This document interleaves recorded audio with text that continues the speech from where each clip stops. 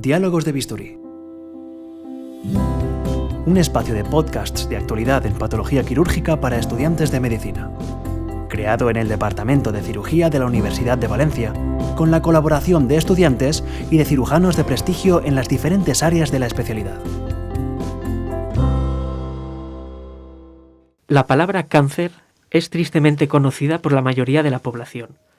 Todos tenemos algún caso cercano, y es suficiente para causarnos preocupación y temor. El número de nuevos casos de cáncer diagnosticados en España en el año 2020 alcanzó los 277.394 y es una de las principales causas de mortalidad de nuestra sociedad, disputándose los primeros puestos con las enfermedades cardiovasculares.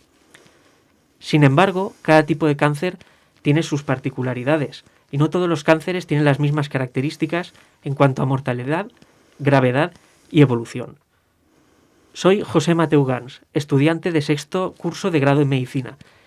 Hoy hablaremos del cáncer de esófago y para eso tenemos con nosotros al doctor Roberto Martí Obiol. Licenciado en Medicina y Cirugía por la Universidad de Valencia, obtuvo el grado de doctor por la misma universidad en 2001. Especialista en cirugía general y del aparato digestivo vía MIR, cursada en el Hospital Clínico Universitario de Valencia. Desde el año 1996 tiene una dedicación preferente a la patología esofagogástrica y en el año 2001 constituye la unidad de cirugía esofagogástrica con dedicación exclusiva a dicha patología.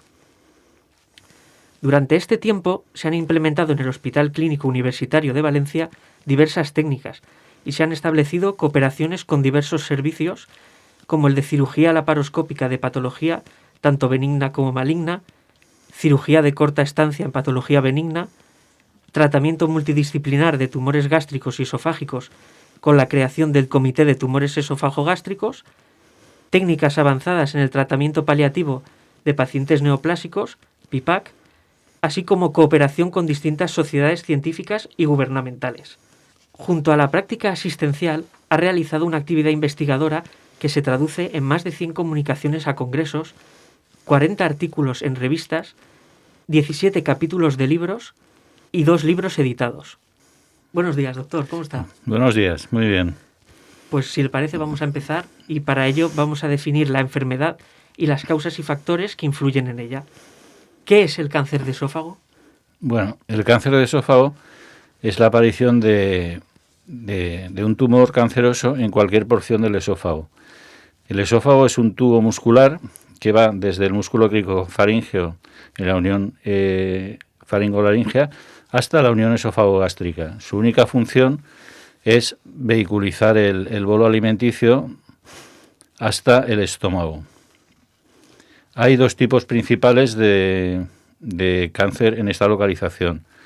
Son el carcinoma epidermoide, que viene del epitelio poliestratificado que tapiza el esófago, y el adenocarcinoma, que proviene del epitelio monoestratificado que ha cambiado y ha ascendido del estómago.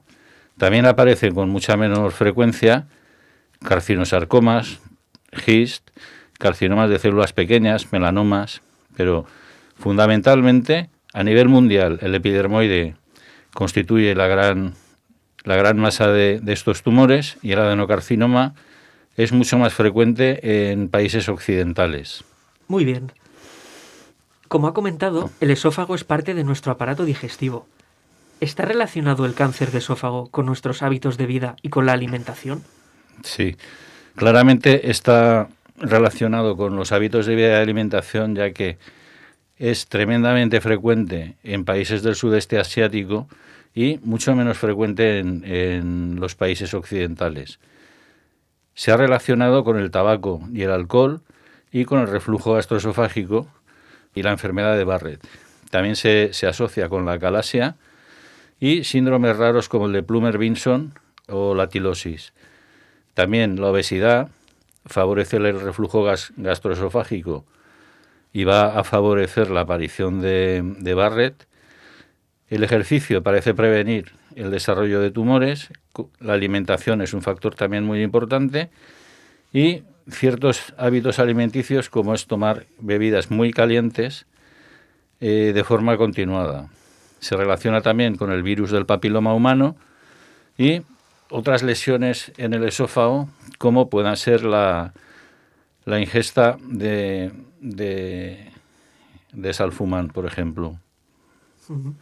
Y además de los hábitos de vida, ¿podemos decir que la genética tiene un papel importante? ¿Hay un perfil genético para el cáncer de esófago?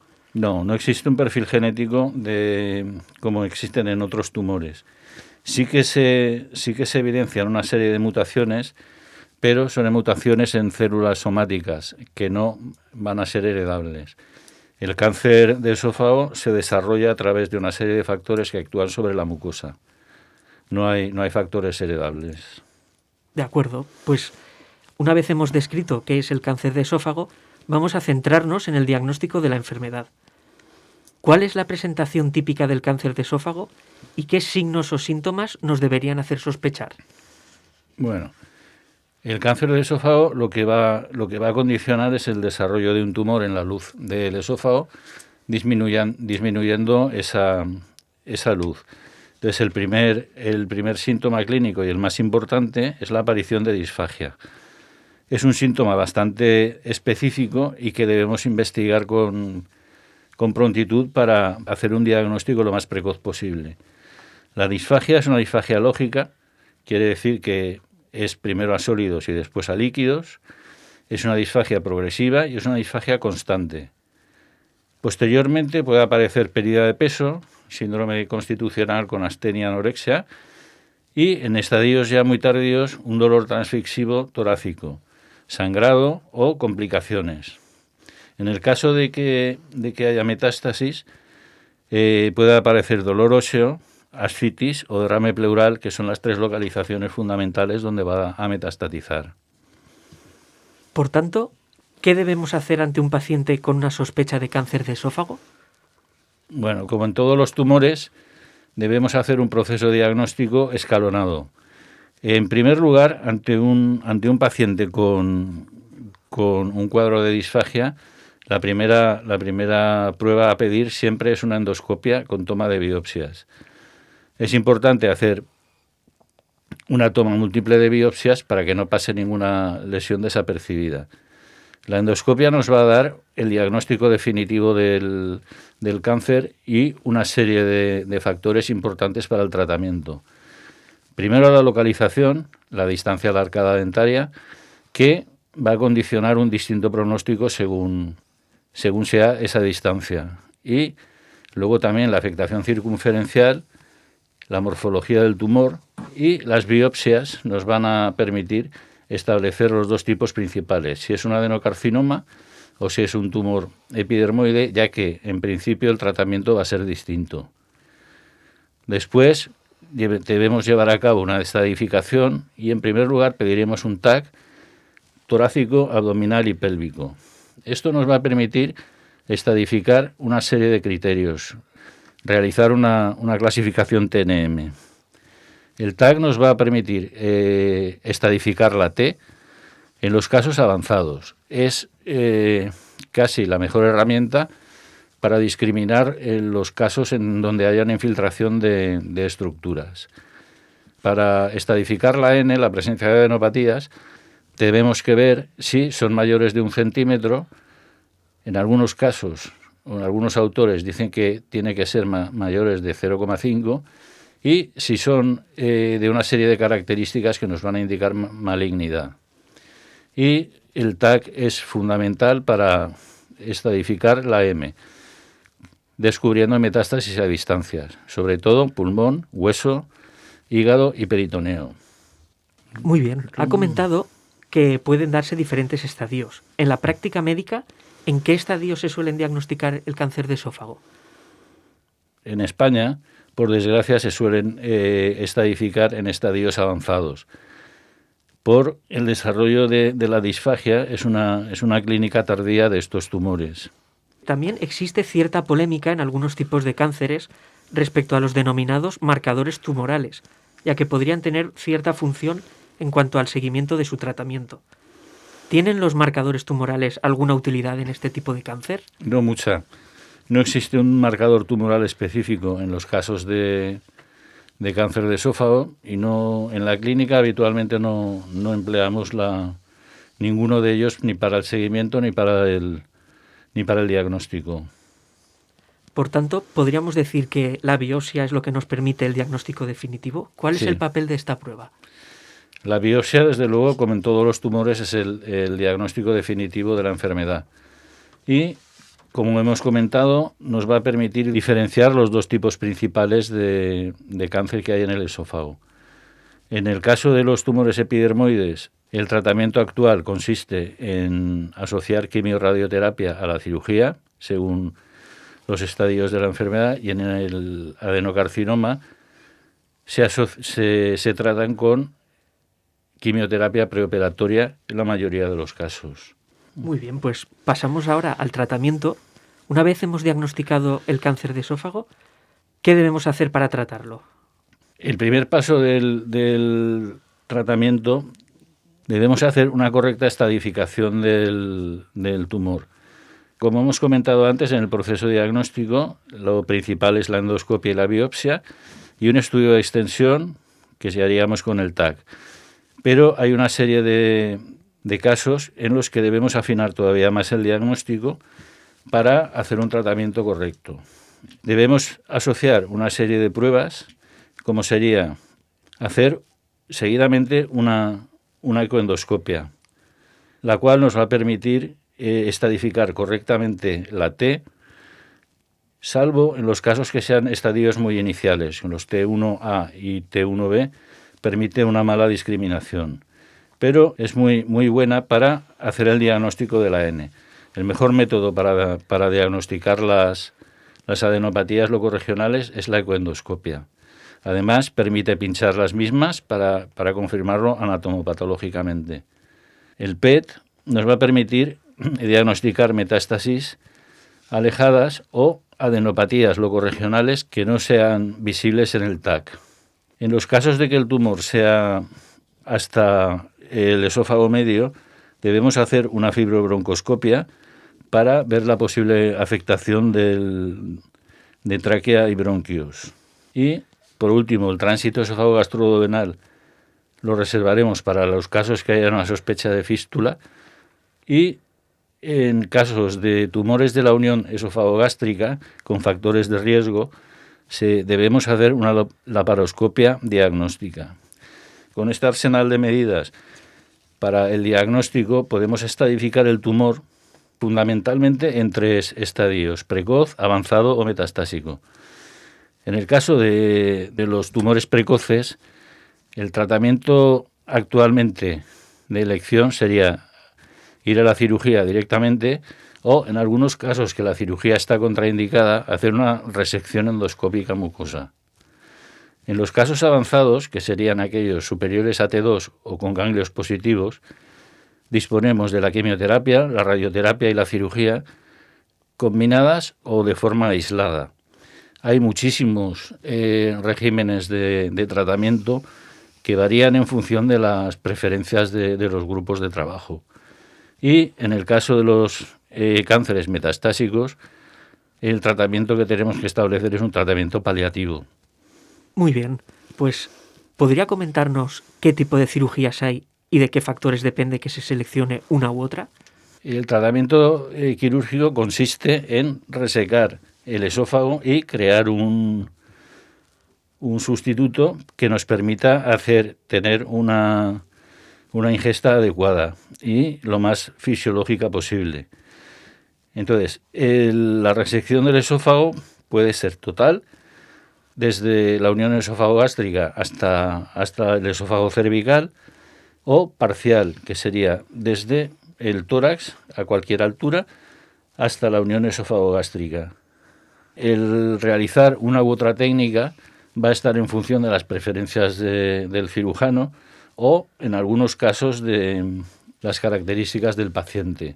Hay pacientes que por sus comorbilidades y estado fisiológico no van a tolerar una cirugía muy agresiva, con lo que haremos, por ejemplo, una cirugía de stripping por la vía de Pinotti, que abordamos el esófago a nivel cervical y abdominal, se hace una resección completa del esófago y se asciende el sustituto que hemos creado normalmente con el estómago. En casos que el enfermo no tenga ninguna contraindicación, podemos hacer un triple acceso, abdomen a nivel del tórax y a nivel cervical, sería la esofagectomía de McKeown, y una vez resecado el esófago, hacemos una anastomosis también con el estómago, o a veces con el colon o con el intestino delgado. Y en caso de que haya alguna contraindicación para hacer una anastomosis cervical, como pueda ser una irradiación anterior o cualquier otra anomalía, podemos hacer un doble abordaje al abdomen y al tórax, que sería la esofagectomía de Ivor-Lewis, y hacer una anastomosis a nivel mediastínico. Los sustitutos, como ya hemos comentado, se pueden crear con el estómago, con el colon o con el intestino delgado. Este último tiene el inconveniente de tener que realizar anastomosis vasculares para su correcto funcionamiento. Ha comentado que existe la esofagectomía completa y que se hacen sustitutos. Por tanto, ¿se puede vivir sin esófago? Sí, perfectamente. ¿Y podría comentar cuáles son las secuelas que suelen tener estos pacientes y qué seguimiento debe hacerse de ellos? La principal secuela es la pérdida de peso, ya que aunque no falte ninguna parte importante del proceso de la digestión, sí que vamos a tener una menor capacidad de almacenaje, ya que el sustituto gástrico siempre es menor que el estómago completo, y la principal secuela va a ser la pérdida de peso inicial, que casi nunca se recupera correctamente. Y una vez han sido tratados, ¿qué futuro les espera a estos pacientes? ¿Cuál es su pronóstico y de qué factores depende este pronóstico? El pronóstico lamentablemente es malo. Si analizamos la totalidad de enfermos, a los 5 años van a sobrevivir un 20% de pacientes. Si los desglosamos por estadios, en el caso del cáncer localizado va a ser una supervivencia a los 5 años de un 45%. En el caso de que haya una afectación locorregional, que sean superiores a N2 o con ganglios, va a haber una supervivencia del 25%, y en el caso de los cánceres metastásicos hay una supervivencia menor del 5%. Entendemos entonces que una parte importante del tratamiento tendrá una función paliativa. ¿Qué tratamiento paliativo se ofrece? Tratamientos paliativos hay muchos, y según vayan surgiendo complicaciones o problemas, vamos a poder poner unos u otros. El tratamiento paliativo nos permite el manejo y la mejoría de una serie de factores que se van a desarrollar casi con seguridad, como son la obstrucción, el dolor, la malnutrición y más raramente el sangrado y la presencia de fístulas del esófago a la vía aérea. Estos métodos que tenemos pues son la dilatación endoscópica del tumor, la colocación de stents, mediante la endoscopia, la terapia láser o coagulación argon-plasma o fotodinámica. En casos de que no podamos con estos mecanismos favorecer la ingesta por vía oral, realizar gastrostomías o yeyunostomías percutáneas para alimentar al enfermo, y en casos del desarrollo de sangrado o dolor podemos realizar radioterapias dirigidas, y en cualquier caso dar para estadios terminales quimioterapias de última línea. Pues por mi parte ya está todo, doctor. ¿Quiere añadir alguna cosa? Pues poco más se puede añadir. El problema de este tumor es que nosotros hemos llegado al límite en cuanto a lo que la cirugía puede ofrecer, y solamente queda, como en el caso de otros tumores, que la quimioterapia o las nuevas técnicas de tratamiento consigan un mejor control de la enfermedad. Pues llegamos al final de este episodio en el que hemos hablado de qué es y de las características del cáncer de esófago, de su diagnóstico y de su tratamiento. Muchas gracias, doctor. Ha sido un auténtico placer. Nada, muchas gracias a ti.